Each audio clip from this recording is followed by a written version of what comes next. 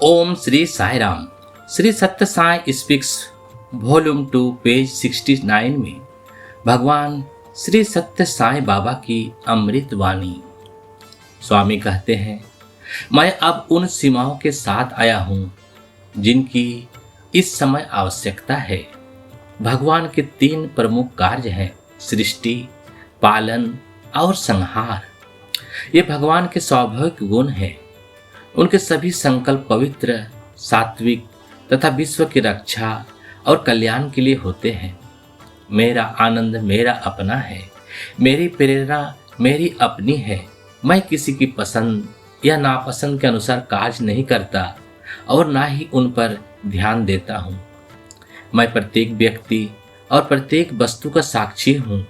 सब कुछ मेरे नियंत्रण में है। फिर कौन मुझे बता सकता है कि मुझे क्या करना चाहिए?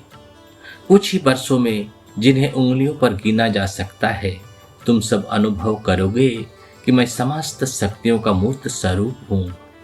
बुद्धिमान, जिज्ञासु और दुखी लोग संसार के सभी भागों से यहाँ आएंगे।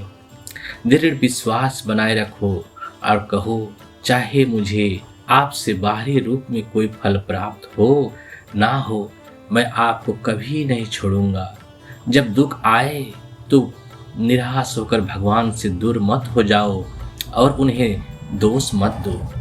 इससे हानि तुम्हारी ही होगी और बाद में पश्चाताप अत्यंत कष्टदायक होगा। तुम्हें वास्तविक आध्यात्मिक भूख नहीं है। यदि तुम्हारे भीतर सच्ची भूख होगी तो मैं तुम्हें उससे पीड़ित नहीं रहने दूंगा। अपने मन का मंथन करो, उससे भक्ति रूपी मक्खन निकालो और उससे हृदय की तीव्र तड़प की अग्नि में पिघलाओ। यदि वह मक्खन नहीं पिघलता तो इसका कारण यही है कि तुम्हारी तड़प और प्रेम की उष्मा पर्याप्त नहीं है। मुझे तुम्हारी प्रशंसा, गुणगान या मेरी महिमा का बढ़ा चढ़ाकर वर्णन करना पसंद नहीं है। केवल सत्य तत्व को कहो, वही मुझे प्रसन्नता देता है। किसी बात को बढ़ाकर या घटाकर कहना सत्य के प्रति अपराध है। अपने कष्टों को दूर करने का अधिकार पूर्वक मुझसे निवेदन करो। मुझे अपना हृदय दो और बदले में मेरा हृदय मांगो। यदि तुम मुझसे केवल शब्द दोगे तो बदले में केवल शब्द ही मिलेंगे।